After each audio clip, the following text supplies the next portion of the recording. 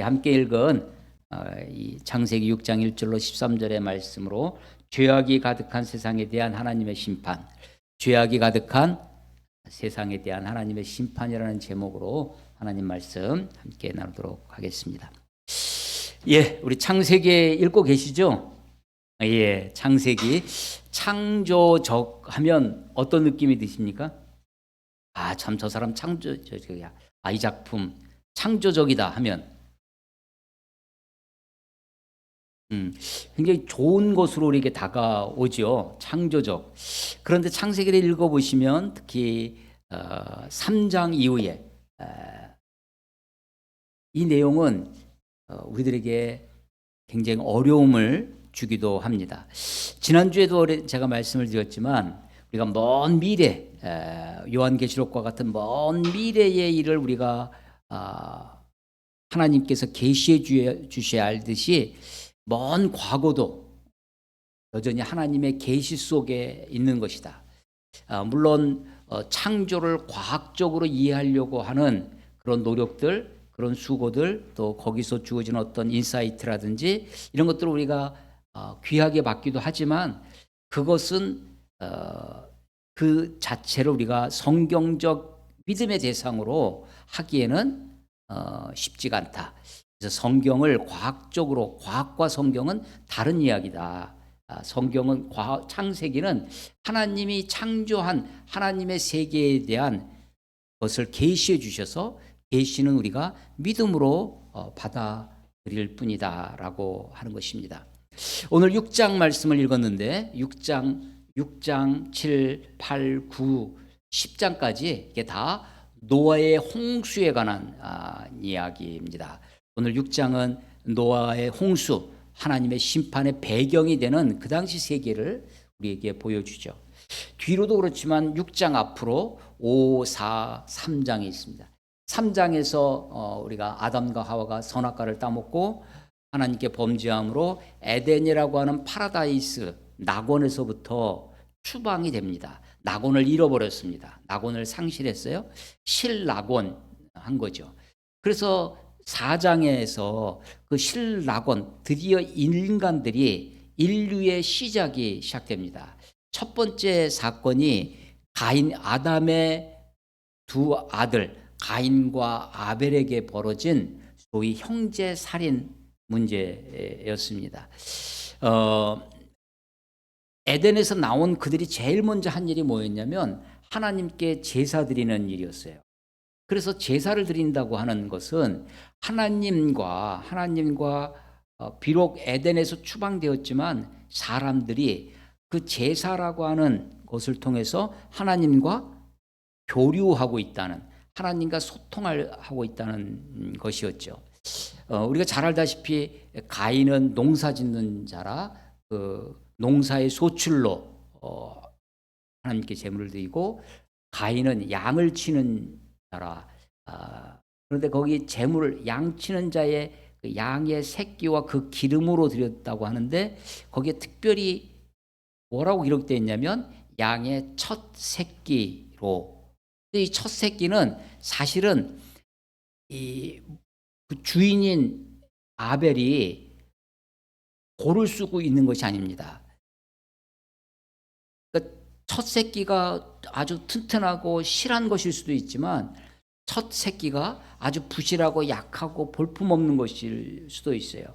이것을 제물로 태워서 드린다고 했을 때 내게 없어지는 거잖아요. 그래서 우리들은 그 나중에 이제 그 레위기에 보면 11조에 관한 규명이 있는데 그 가축, 짐승의 11조도 지금처럼 금전으로 다 하는 것이 아니니까 곡식의 11조 혹은 이 짐승의 11조 할 때 10마리 중에 한 마리를 바칠 때 어떤 걸, 인간의 마음이 어떤 걸 드리고 싶냐면 태워 죽일 거, 그냥 또 부실한 거 드리고 싶은 마음이 있는 거예요. 그런데 어떻게 하냐면 목자가 지팡이로 이렇게 하고 양들이 지나갈 때 그 10번째 지나가는 고놈, 어떤 게 먼저 지나갈지 모르지만 그러니까 내가 선택하는 것이 아니라는 거죠. 하나님이 우리에게 주신 것 중에 무엇이든지 첫 새끼를. 그래서 아벨의 제물을 하나님이 받으셨다 되어 있는데 하나님이 아벨과 그 제물을 받으시고 하나님의 가인을 내 제물을 안 받으실 때도 가인과 제물 자체만이 아니라 그것을 드리는 그 사람. 그래서 가인이 자기 제물이 연락되지 않은 것을 가지고 마음의 분입니다. 그래서 형제 아벨을 쳐 죽이는 장면이 있어요. 들판으로 불러냅니다. 이 아벨을 그 들판에서 아무도 안 보는 것 같지만 하나님이 보고 있고 가인 자기 자신이 보고 있죠. 아벨이 죽었어요. 아벨 다음에 하나님이 또 아들을 주셨는데 세 번째 아들입니다. 그래서 그 아들의 이름이 셋이에요. 그러니까 가인의 후예가 있고 셋의 후예가 있어요. 자, 그런데 오늘 6장을 읽었잖아요. 바로 5장에 보면 5장 1절에 이것은 아담의 계보를 적은 책이라 하고 아담의 계보가 나옵니다. 그런데 이 아담의 계보에 가인의 족보가 들어있지 않아요. 아담의 계보에는 아벨 대신 주신 셋, 그 셋의 자손들만 기록이 되어 있습니다.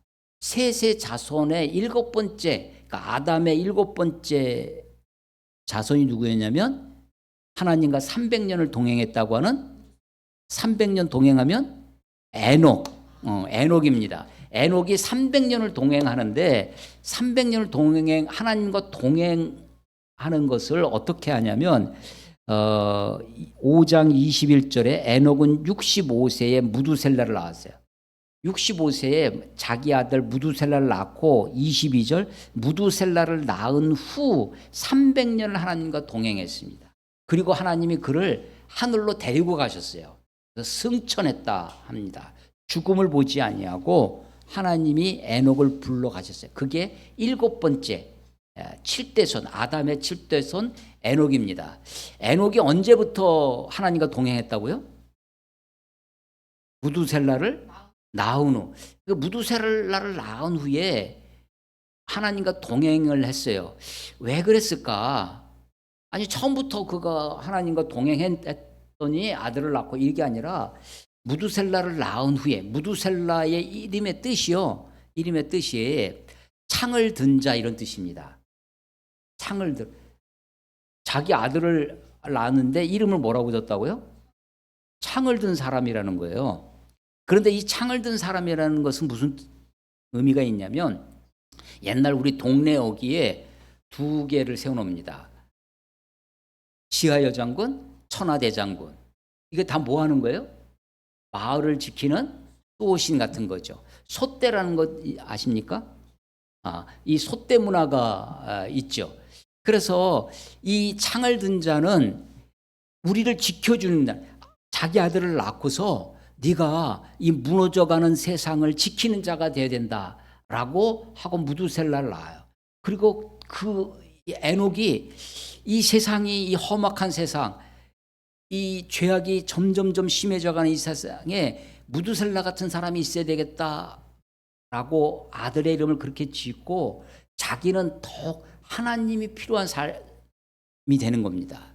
그래서 하나님과 동행하고 몇 년을 300년을 동행하다가 하나님 불러서 갔어요. 무두셀라는 특별한 점이 하나 있어요. 5장의 아담의 족보 중에 그 사람들이 보면 뭐 몇백 년씩 삽니다. 근데 그 중에서도 가장 최장수 무두셀라입니다. 근데 무두셀라가 죽은 해 969년을 사는데 무두셀라가 죽은 해가 홍수가 시작된 날이에요. 하나님의 심판이 시작되는 거죠. 그러니까 무두셀라는 죽을 때까지 이 세상을 지키고 있는 거예요. 하나님의 심판으로부터. 죄악이 가득해져 가고 있던 것입니다. 자, 아담의 계보, 아담의 족보에 셋의 자손들만 있었다고 그랬어요. 아담의 또 다른 아들, 형제 살인을 범한 가인의 후예들은 아담의 족보에 들지도 못했습니다. 그런데 가인의 후예들의 이야기가 5장 앞에 4장에 나옵니다. 가인이 자기 동생을 죽이고 하나님으로부터 벌을 받았어요. 무슨 벌을 받느냐면 너는 떠돌아다니는 자, 우리말 성경에는 그를 유리하는 자가 될지라. 유리 방황한다 그러죠. 원더러, 방황하는 사람입니다. 유리하는 자가 이게 하나님의 벌이었어요. 그런데 이 가인이 하나님의 벌을 달게 받지 않습니다. 우리가 잘못 저지를 수가 있죠. 그런데 내 죄를 정말 뉘우치는 것의 태도 중에 하나가 내게 주어지는 벌을 달게 받는 거죠. 가인은 내 벌이 중하여 자기가 지은 죄보다 내게 주어진 벌이 중하다는 거예요. 벌이 너무 심하다. 죄와 벌이 같아야 되는데 같은 급이어야 되는데 죄는 요만큼 줬는데 벌을 이만큼 줬다는 거예요. 하나님께 그러니까 불평하고 원망하는 거죠. 하나님이 내린 벌이 뭐라고요? 유리하는 자가 될 때. 근데 유리하지 않아요. 그래서 뭘 하냐면 가인이 성을 쌉니다. 그런데 인간 문화에서는 이 돌아다니는 이 유목 문화와 정착하는 농경 문화 중에 어느 게 더 발전된 문화예요? 정착하는 문화가 더 발전된 문화로 우리가 여겨집니다. 그래서 농경 4대 문명, 이집트 문명, 메소포타미아 문명, 인더스 문명, 또 황하 문명, 우리 4대 문명을 하는 것이 농경 문화가 발달하면서 정착하고 거기서 문화가 나오는 거거든요. 자, 그런데 지금 가인이 하나님의 벌을 달게 안 받고 성을 짓고 그 가인을 통해서 내려온 아담의 7번째, 아까 셋에서도 7대 손이 누구였다고요? 300년을 동행한 에녹이었어요. 그런데 가인의 후에 가인을 내려오는 아담의 7대 손이 누구냐면 라멕이라는 사람입니다. 이 라멕은 특징이 있는데 라멕이 아내를 둘을 둡니다. 일부 다처를 하는 거예요. 일부 다처는 하고 싶다고 할 수 있는 것이 아니라 뭐가 있어야 돼요? 힘이 있어야 재물이 많아야 되는 거죠. 실제로 라멕은 그런 사람이었습니다. 그래서 라멕의 두 아내를 거느리기 시작하고 거기서부터 나온 아들들이 퉁수를 부르는 자, 그러니까 예술이 된다는 거죠. 혹은 또 이 가축을 기르는 자의 조상이 되기도 하고 또 여러 기술, 철을 다루고 하는 그런 기술자들이 다시 말하면 라멕을 통해서 뭐가 생겨나냐면 소위 문화가 생겨난다는 것입니다. 기술이 생겨나는 거예요. 그러니까 가인의 후에는 성을 쌓고 정착하고 각종 문화, 각종 기술이 발달되는 번창한 문화가 돼요. 그게 4장의 이야기입니다. 그런데 5장에 아담의 계보에 난 셋의 후손들은 그런 얘기 없어요. 성을 쌓았다는 이야기, 퉁소 부르는 자의 조상이 되었다, 가축을 기르는 자의 조상이 되었다, 이 굴이나 쇠를 다루는 그런 사람들의 조상이 되었다, 이런 것들 하는 얘기가 없고 그냥 몇 세에 누구를 낳고 몇 년을 살다가 죽었다, 이런 얘기들이 나오는 거예요. 자, 오늘 6장 1절에 보면 사람이 땅에 번성하기 시작할 때 그들에게서, 사람에게서 딸들이 나니, 사람이 딸들만 낳나요? 아니, 그 앞에 계보는 딸 얘기는 없습니다. 다 아들을 낳고 아들을 낳고 아들을 낳고. 그럼 그 사이에 딸을 안 낳았다는 얘기가 아니라 딸들도 많이 낳지만 족보상에 기록이 되지 않는 거죠. 가인의 아내, 아까 가인과 그의 7대 손 라멕이 두 아내를, 여자들이 다 있는 거거든요. 이미 사람들이 굉장히 많이 있는 거예요. 그 대표적인 사람들을 기록해 놓고 있다는 것입니다. 6장 2절이 더 이해하기 어렵습니다. 하나님의 아들들이 사람의 딸들의 아름다움을 보고 자기들이 좋아하는 모든 여자를 아내로 삼는지라. 아니, 하나님의 아들들이에요. 복수입니다. 하나님은 아들들만 있고 사람은 딸들만 있나? 이해하기 어렵습니다. 사람들이 이것을 생각을 많이 했죠. 도대체 이게 무슨 뜻일까? 여러 설들, 주장들이 있는데 저는 어떻게 생각하느냐 하면 하나님의 아들들이라고 하는 것은 5장에 나와 있는 아담의 계보, 셋으로 이어져 내려오는 하나님의 이 아담의 족보가 있어요. 셋의 후예들, 경건한 후예들입니다. 그런데 사람의 딸들은 가인의 후예들이에요. 자기 문화를 쌓고 인간 문화를 쌓아왔던 사람들입니다. 그런데 아담은 5장의 그 계보를 설명하실 때 5장 1절에 하나님은 사람을 창조하실 때 하나님의 모양대로 지으셨다. 그렇게 되어 있죠. 그런데 2절 남자와 여자를 창조하셨고 그들이 창조하시던 날에 하나님이 그들에게 복을 주시고 그들의 이름을 사람이라 일컬으셨더라. 아담은 130세에 자기의 모양 곧 자기의 형상과 같은 아들을 낳아 이름을 셋이라 하였고, 하나님은 우리를 어떻게 창조하셨냐면 하나님의 형상대로 우리를 창조했어요. 그런데 이제 이 아담 이후로는 아담이 아담의 형상으로, 자기의 형상으로 아들을 낳는 거예요. 그런데 그 아담은 어떤 존재가 됐냐면 이미 에덴에서부터 추방당한 하나님의 형상으로 창조된 아담이 범죄함으로 하나님과의 단절이 이루어지고 에덴에서 추방당함으로 하나님의 형상이 일그러진, 하나님의 형상이 아주 없어진 것 같지는 않아요. 이걸 어떻게 보느냐가 이제 문제인데, 인간이 범죄하고 에덴에서 추방되었지만 하나님의 형상이 아주 없다. 그게 아니라 하나님의 형상이 남아있지만 파괴되었다.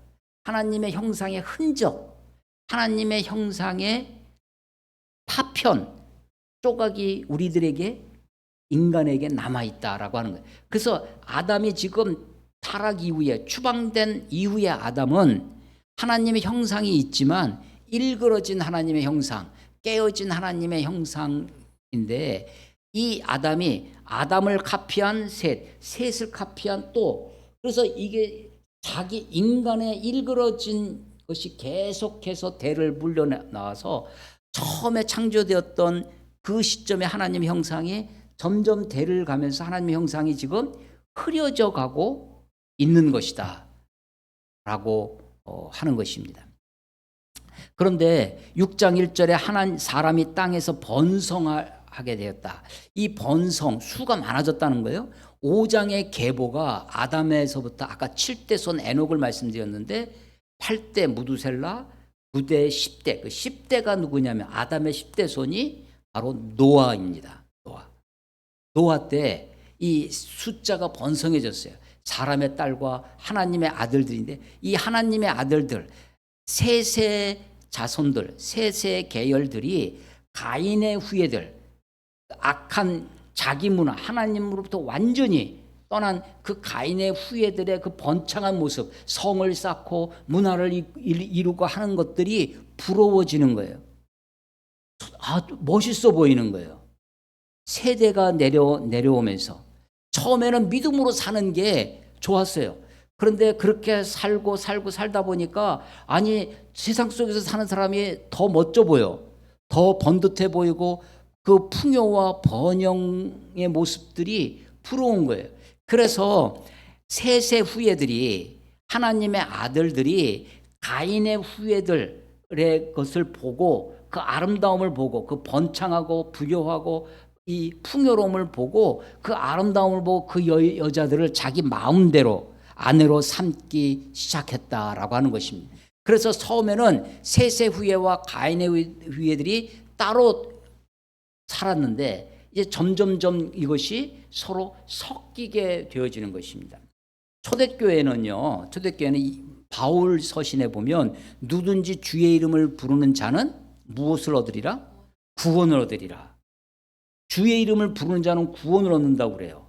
그런데 그때 당시에, 초대교회 당시에는 주의 이름을 부르면 어떻게 돼요?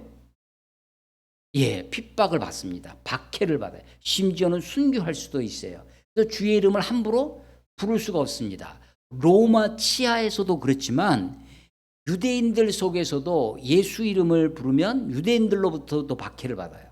로마인들로부터도 박해를 받는 상황 속에 있어요.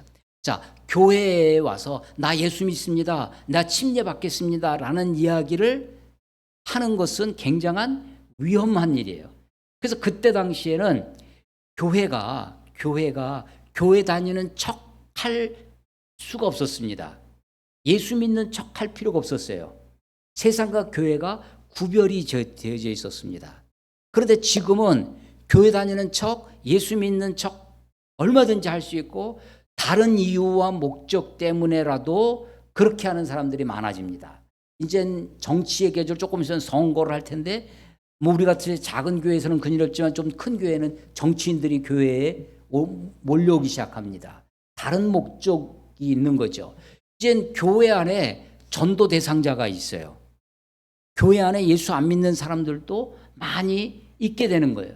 그래서 지금 이 세세 후예들, 하나님의 아들들이라고 기록되어 있는 그 세세 후예들과 사람의 딸들, 가인의 후예들이 세상적인 눈으로 보면 이 문화가 훨씬 풍요롭고 멋져 보이는 거죠.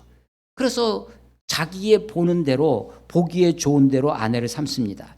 그래서 그들의 모습을 보고 3절 하나님이 뭐라고 하시냐면 여호와께 이르시되 나의 영이, 하나님은 어떤 분이세요? 하나님은 영이시니, 하나님은 영이세요. 사람은 창세기 1장은 창조의 절정, 하나님의 형상으로 창조된 인간, 창세기 2장은 창조의 중심으로서의 인간. 그래서 그 인간을 하나님이 흙으로 사람을 빚으사 그 코에 무엇을? 생기를 불어넣으시니 사람이 생명이 된지라. 여러분, 동물도 흙으로 지으셨어요. 사람만 흙으로 지은 것이 아니라 동물도 흙으로 지었어요. 그런데 동물과 사람의 차이는 뭐예요? 생기를 불어넣느냐. 그러니까 인간의 사람의 본질이 뭐냐? 사람의 이중 구조가 있어요. 흙이라고 하는 자연적 요소, 물질적 요소가 우리에게 있어요. 우리는 자연에서 나오는 걸 먹고 살아야 돼. 뿐만 아니라 하나님으로부터 온 생기라는 영적인 요소가 있어요. 근데 그렇게 하나님이 만들어 놓고도 하나님이 보시기에 좋지 않은 게 하나 있었다고 그랬어요. 뭐가? 혼자 있는 게. 그래서 인간에게 돕는 배필을, 그래서 하와를 만들어 주셨다는 거예요. 그러니까 인간은 물질적 요소도 자연적 요소도 있지만 소위 함께 더불어 살아가야 하는 사회적 요소가 인간에게 있어요. 사회적 욕구도 있어요. 외로움을 견디지 못하는 거죠. 섬처럼 살 수가 없는 거예요. 사람들은 다 함께 공동체를 이루어야 되는 거예요. 근데 그것만이 아니라 영적인 하나님으로부터 온 생기, 영적인, 그래서 인간의 정말 가치는, 인간이 존엄한 거는 하나님의 형상으로 창조되었다는 것과 하나님의 생기, 하나님의 영이 우리에게 있다고 하는 것이죠. 그런데 타락한 이후에 무엇이 없어지기 시작했냐면 그 생기, 하나님과 교류하는, 하나님으로부터 온 그 하나님의 기운, 그게 없어지는 거예요. 그런데 이 죄악이 가득해지면서 인간이 뭐가 됐냐면 육신, 물질적 요소만 남는 존재가 됐다는 거예요. 6장 3절 여호와께서 이르시되 나의 영이 영원히 사람과 함께하지 아니하리니. 하나님의 결심이죠. 하나님의 다짐이에요. 내가 인간들과 함께할 수 없다는 거예요. 왜냐하면 이는 그들이 뭐가 됩니다? 육신이 됐다는 거예요. 육신이 됐다는 거예요. 인간이 원래 육신이 아니었어요. 인간은 생명이었습니다. 리빙 소울, 살아있는 영이었어요. 하나님의 영이 우리에게 들어와서 흙집, 이 흙집에 하나님의 영이 있어서 그 코를 생기를 불어넣으시니 생명, 이 생명이 인간이에요. 그 생명이 있기 위해서 흙이라고 하는 이 육체적 요소, 물질적 요소가 함께 있는데 영이 없으면 육신만 있는 존재. 그래서 하나님이 그런 존재와 함께 할 수 없다라고 하는 거죠. 이게 하나님의 판결이에요. 6장 그래서 그러나 그들의 날은 120년이 되리라. 어떤 사람은 이것이 인간의 수명을 120년으로 한정한 것이다. 그래서 그 전에 뭐 몇백 년, 심지어 900년 이상 살았던 사람들이 홍수 이후에, 이 노아의 홍수 이후에 이 수명이 그렇게 작아진 것이다라고 해석하는 사람도 있고, 120년 후에 노아의 홍수 심판이 있을 것이니까 잘 준비해서 회개하고 돌아와라. 마지막 기회를 주셨다라는 해석도 있고 그렇습니다. 그래서 하나님이 지금 죄악이 가득한 이 세상 속에 하나님이 심판을 하고 있다는 것입니다. 그 세상은 어떤 세상이냐? 4절, 당시의 땅에는 네피림이 있었고 그 후에도 하나님의 아들들이 이 사람의 딸들에게로 들어와 자식을 낳았으니 그들은 용사라 고대에 명성이 있는 사람들이었더라. 그래서 이 사람들, 명성이 있는 사람들, 이름을 날리고 사는 사람들이 다 누구냐면 힘 있는 사람, 용사들이에요. 그래서 그 당시 세상은 어떤 세상이냐? 힘이 지배하는 세상입니다. 힘이 있으면 최고예요. 자기 힘대로, 자기 하고 싶은 대로 하기 시작하는 세상인 거죠. 그래서 소위 약육강식의 그런 죄악이 가득한 세상이 되었다는 것입니다. 창세기를 읽으면서 물질적 세계가 어떻게 생겨졌는지 그 먼 과거의 것들에 대한 궁금증과 그런 마음이 들지만 우리의 관심은 우리의 본질, 나라고 하는 존재의 시작이 어떠했는지, 내 밑바닥은 어떤 것인지를 다시 한번 창세기를 통해서 이제 보게 됩니다. 세상이 악한 세상, 죄로 가득한 세상은 자기 하고 싶은 대로, 자기 힘으로, 그래서 남을 강제하는 세상입니다. 포악이 가득한 세상이 되어지고 마는 것이죠. 이런 세상에 대해 6절, 땅 위에 사람을 지으셨음을 한탄하사 마음에 근심하시고, 이 구절도 참 어렵습니다. 하나님이 한탄하신다니, 하나님이 한탄한다라는 말과 비슷한 말이 뭐겠어요? 후회한다? 하나님이 사람을 하나님이 후회한다니. 하나님은 전능하신 분이시고 하나님은 전지하신 분이신데 우리같이 연약한 사람은, 우리같이 미련한 사람은 후회하죠. 한탄합니다. 그런데 하나님이 한탄하신다니. 하나님이 근심하신대요. 마음에 근심하시고. 그런데 이 한탄한다는 것은 하나님이, 이 한탄이라는 단어는 아주 깊은 숨, 한숨을 쉬는 거예요. 하나님이 사람을 흙으로 지으사 그 코에 생기를 이 숨은 하나님이 생명을 불어넣으시는 그 생기, 그 숨이 있어요. 근데 하나님이 우리 숨을 쉴 때도 그 젊은 놈이 한숨 쉬냐 막 그러잖아요. 한숨, 이 한숨이에요. 같은 숨인데 하나님이 근심하세요. 그런데 어떤 성경은 이 하나님이 근심하셨다라고 하는 것을 하나님이 깊이 슬퍼하신다는 거예요.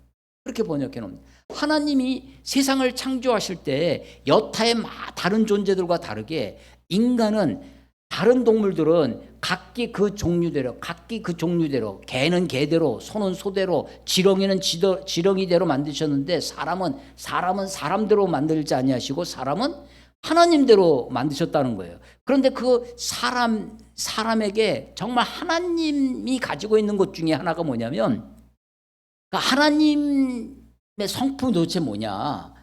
이것도 굉장한 연구가 많죠. 이야기들이 많고 썰이 많은데 하나님이 가진 것 중에 하나가 뭐냐면 자유입니다. 우리는 자유가 없어요. 우리는 공간과 시간의 지배를 받습니다. 여러분이 의자를 의지하고 있잖아요. 우리는 이 공간, 이 숨, 산소, 이것에 이 빛, 불을 내리면 우리는 특히 정말 지륵과 같은 어둠 속에 자유를 움직일 수가 없어요. 뭐가 부딪힐 수 있으니까. 어둠 속에 있는 우리는 자유를 우리는 자유가, 근데 하나님은 정말 자유하신 분이에요. 100% 자유하신 분이에요. 하나님은 그야말로 자기 마음대로 다 할 수 있는 분이에요. 능력이 있어요. 능력과 더불어 의지가 그분의 자유에 있어요. 그런데 인간도 하나님을 닮게 우리에게 자유를 주셨습니다. 근데 그 자유가 거짓된 자유가 아니에요. 네 마음대로 해. 그래, 한번 해봐. 이게 아니라 하나님은 인간들에게 하나님을 거부할 수 있을 정도의 자유를 주신 거예요.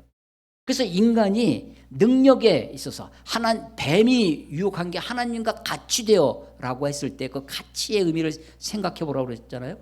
하나님의 능력이 같아지는 것이 아니라 하나님이 자기를 하나님 삼듯 인간이 자기를 하나님처럼 만드는 거예요. 자기 하고 싶은 대로 하는 겁니다. 그래서 인간의 자유가 거짓된 자유예요. 하나님은 이 자유로, 내 자유로 이 사람이 자기를 망가뜨립니다. 그래서 하나님이 인간에게 주신 그 자유로 인간이 하나님을 거부하고 하나님으로 떠나고 자기가 하나님 되는 모습을 지켜보면서 하나님의 마음이 슬픈 거예요. 그러니까 사랑은 사랑의 대상자로부터 상처받기를 결심하고 사는 거예요. 내가 자식들을 사랑하면 자식들 때문에 내가 상처를 받습니다. 내가 아내를 사랑하면, 내가 누구를 사랑하면 사랑하는 대상으로부터 상처받기를 내가 감당해내는 거예요. 그게 사랑이죠. 사랑해. 하나님은요, 하나님이 한탄하시고 하나님 마음에 근심하셨다는 것은 하나님의 사랑이 정말 무한한 사랑으로 인간에게 거짓된 사랑, 거짓된 자유를 주신 것이 아니라 인간을 진짜 사랑하셔서 인간에게 자유를 주셨다는 것입니다. 하나님이 후회하셨다, 한탄하셨다는 것이 여기서 한번 나오고, 사울 왕을 세우셨을 때 사울 왕이 하나님 앞에 망령되 행하는 모습을 보고 하나님이 그를 왕으로 세우셨음을 한탄하시고 후회하시는 장면이 한 번 더 나와요. 그래서 그 7절, 이르시되 내가 창조된 사람을 내가 지면에서 쓸어버리되 사람으로부터 가축과 기는 것과 공중의 새까지 그러하리니 이는 내가 그것들을 지었음을 한탄함이니라 하시니라.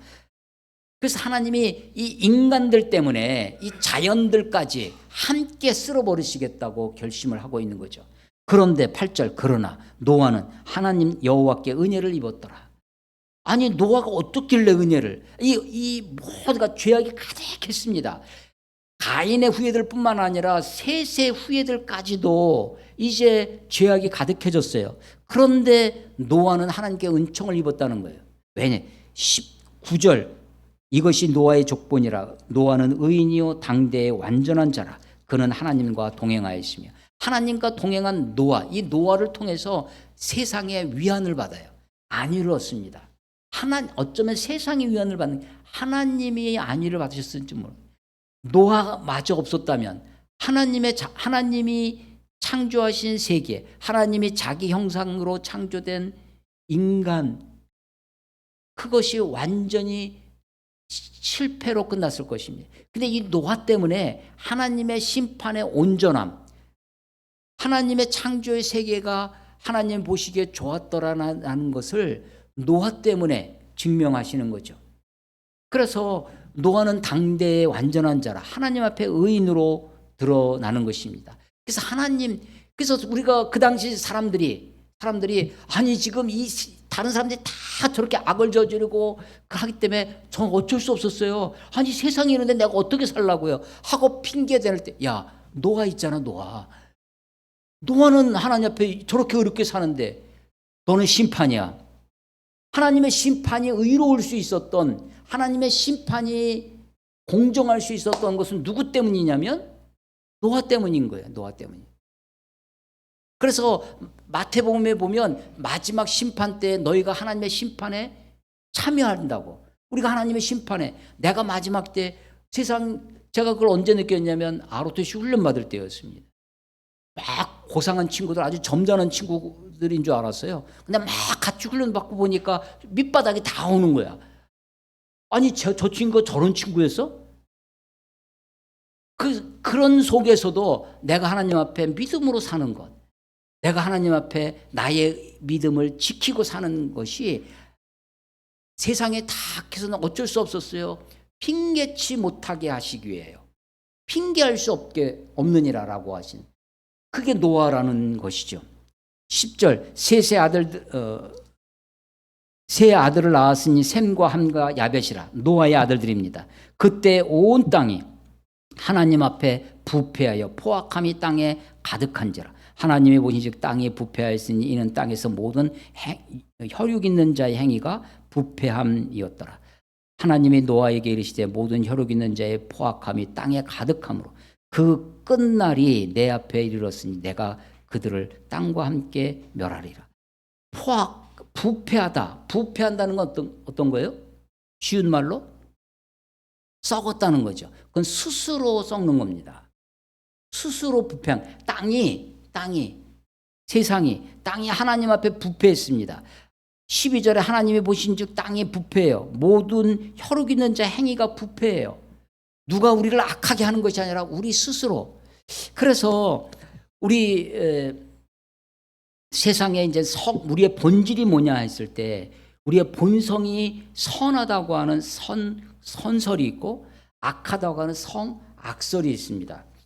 맹자가 우리의 본심이 뭐냐? 우리의 본심이 우리의 끝, 우리의 밑바닥, 바닥까지 가면 그 바닥을 뭐라고 하냐면 단이라고 해요. 단. 끝단자를 씁니다. 말단할 때 단자예요. 끝단. 그 인간에게 4가지 단이 있다는 거예요. 끝이 바닥에 있는 게 그걸 4단이라고 합니다. 4단 7정이라고 할 때 4단. 측은지심, 인의예지 이 4가지인데 이 인의예지가 인간의 본성이라는 거예요. 측은지심이 있다는 거예요. 그런데 인간이 사실 보면 정말 무자비해집니다. 비정하게 인간이. 수호지심, 부끄러워하는 마음이에요. 겸양지심, 시비지심, 옳고 그르는 나는 이게 4단이에요. 그런 이게 맹자의 이야기인데 오늘 성경은 뭐라고 그래요? 마음에 계획하는 것이 항상 악해요. 그래서 그 생각이 그래서 그것을 하나님이 그들을 심판하신다는 것입니다. 이제 땅이 부패해졌어요. 포악. 이 포자는요. 포로도 있고 폭으로도 있습니다. 폭행. 포악. 그래서 내가 가진 네피림의 세상이 되는 거예요. 내가 가진 힘 있는 자가 왕이야. 자기 마음대로 하는 세상이 돼. 그 포악이 가득해졌어요. 지금도 세상이 포악해져 갑니다. 세계에서 가장 힘센 나라가 남의 나라에 들어가서 대통령을 잡아오는 세상이 되었어요. 포악이. 그것이 선이고 그것이 악이라고 생각하는 것이죠. 지금 우크라이나 전쟁이 지금 3년째 되고 있습니다. 세상이 죄악으로 가득 채 가고 있습니다. 땅이 부패했어요. 모든 행위가 부패해져 가고 있습니다. 13절에 보면 그런데 그 끝날이 내 앞에 하나님 앞에 이르렀어요. 그 끝날. 우리말은 그 끝날이야. 끝날. 심판의 날입니다. 그런데 우리말은 그라고 되어 있지만 영어 성경을 보면 그게 the end가 아니라 on end예요. 하나의 끝이에요. 하나님이 이것을 세상의 종말로 보시지 않았습니다. 나중에 선지자들이 그날을 이야기합니다. 요한계시록에 그날이 있어요. the day입니다. 그날이 이 말이니 그날이 가까워. 그날이 오리라는 거예요. 그것은 the day예요. 그날입니다. 정해진 날이에요. 그런데 이 끝날은 끝날이지만 on end예요. 부정관사를 씁니다. 그날이 하나님 앞에 있습니다. 하나님이 세상의 주인이시다. 하나님의 주권의 핵심이 뭐냐? 심판입니다. 하나님은 우리들에게 자유를 주셨어요. 너희들 마음대로 살아라. 너희들이 가지고 있는 인간적 지혜와 인간적인 힘과 모든 것을 가지고 여러분 마음대로 할 수 있습니다. 여러분들 마음대로 인생을 사실 수 있어요. 그런데 우리가 가지 못하는 게 있어요. 심판의 주도권은 누가 있어요? 하나님께 있습니다. 사람이 한 번 죽는 것은 정하신 것이요 그 후에는 심판이 있으리니 하나님의 하나님의 권리, 주권의 핵심이 뭐냐? 심판이에요. 하나님이 역사를 이끌어 가십니다. 그런데 역사 속에 인간들이 그 하나님의 순응하며 그 역사에 온전히 응하지 못하고 살아요. 그래서 하나님의 계획에서 벗어난 길을 삽니다. 하나님은 그것을 허용했어요. 하나님은 역사를 이끌어가는 큰 뜻이 있습니다. 역사를 주도하는 그 역사의 추동력이 하나님의 뜻이라고 믿어요. 그런데 그 뜻이, 그 절대적인 뜻이 그냥 프로그램 되어 있는 컴퓨터에 프로그램돼서 그대로 되어지는 것이 아니라 얼마든지 우리에게 자유를 주셔서 인간들이 거기서 벗어납니다. 그래서 허용적인 뜻이 하나님은 그것을 더 허용했어요. 선악과를 따먹도록 허용하세요. 가인이 자기 동생을 쳐 죽이도록 하나님은 허용하세요. 하나님이 그걸 제한하시는 것이 아닙니다. 못하도록, 선악과를 못하는 것도 선악과를 저 높이 63빌딩 위에 롯데타워 위에다가 선악과를 매달아서 우리가 쳐다만 보는 것이 아니에요. 내가 손을 들어서 따먹을 수 있게끔 내 능력 안에 내 하고 싶은 것들이 있어요. 마음대로 여러분들 인생 살 수 있습니다. 우리의 자유에. 그래서 인간이 그 자유를 누리기 위해서 인간이 과학을, 기술을, 인간이 철학을, 문학을, 온갖 것들을 동원해서 내 하고 싶은 대로 하는 거예요. 그런데 하나님은 그것을 허용하세요. 그렇지만 그것에서 마지막 그날 더 데이에 이르기까지 하나님은 우리들에게 때로는 고난의 길을, 때로는 아프고 슬프고 일들을, 그래서 환경적 뜻을 허용하세요. 그래서 우리들을 자꾸만 우리들이 수정해서 하나님의 뜻에 오도록, 마치 내비게이션에서 하면 우리가 다른 길로 가면 다시 목표를 설정하겠습니다 해서 우리를 자꾸만 올려하는 것처럼 하나님이 역사를 통해서, 하나님이 이 우리들의 교회, 예배, 말씀, 내 삶을 통해서 하나님이 우리를 수정해 오세요. 그것이 환경적 뜻입니다. 하나님이 나에게 이런 아픔을 주시는지, 그 환경적 뜻은 원래 하나님의 절대적인 뜻과 다를 수가 있어요. 그래서 그 끝날이 내 앞에 이르렀다는 것입니다. 내가 그들을 땀과 함께 멸하리라 하십니다. 우리들은 순간순간 역사 속에 살아갑니다. 하나님은 역사를 통해서도 심판하십니다. 하나님은 내 인생의 짧은 인생을 통해서도 곳곳에서 나를 징계하시고 지팡이와 막대기로 우리를 다듬으시기를 원하세요. 양들이 걷길로 가면 지팡이로 야야 툭툭툭 쳐서 온, 멀리 도망가는 양이 있으면 막대기를 던져가지고 우리들을 오게 하십니다. 그럴 때 나를 수정해야 돼요. 주님의 뜻에, 원래 뜻에 맞게 하나님의 더 대의가 있다는 것을 알아야 됩니다. 하나님의 심판이 아직 우리 앞에 있습니다. 세상이 점점 악하여져 갈 것입니다. 사람이 번성하여질 때 세상이 부패해져 갑니다. 세상이 점점 포악이 심해져 가고 있습니다. 하나님의 역사의 종말이, 궁극적인 세상에 종말이 있지만 내 개인의 종말은 두 가지라고 그랬죠. 우주적 종말도 있지만 내 개인적 종말이 있어요. 언제 올런지 알 수 없는 하나님의 심판 앞에 깨어 있어 주님 말씀으로 우리를 자신을 말씀의 길로, 하나님의 원래 길로 우리들을 수정해서 주님의 길로 우리가 온전히 서 가야 할 것입니다. 죄악이 가득한 세상에 대한 하나님의 심판, 아직 그 심판이 남아 있습니다. 깨어 있어 주님 앞에 나아가시는 저와 여러분이 되시기를 주의 이름으로 축원합니다. 기도하겠습니다. 하나님 아버지의 은혜를 감사합니다. 하나님의 말씀을 읽을 때마다, 주의 말씀을 들을 때마다 내가 하나님 앞에서 읽게 하시고 하나님 앞에서 듣게 하여 주셔서 사람의 말로 듣지 아니하고 하나님의 말씀으로 받아 아멘하여 주님 앞에 온전히 우리 자신을 드릴 수 있도록 드리기를 힘쓰는 자들이 되게 하나님 축복하여 주시옵소서. 하나님, 우리가 사람을 의지하지 않을 뿐만 아니라 사람을 바라다 보고 살지 않게 하시고 하나님을 의지하고 하나님을 바라다 보는 믿음의 사람들 될 수 있도록 하나님 축복해 주시옵소서.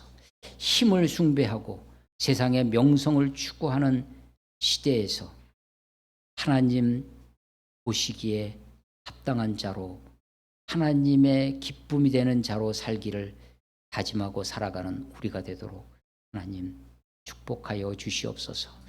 예수님의 이름으로 감사하며 기도드렸사옵나이다. 아멘.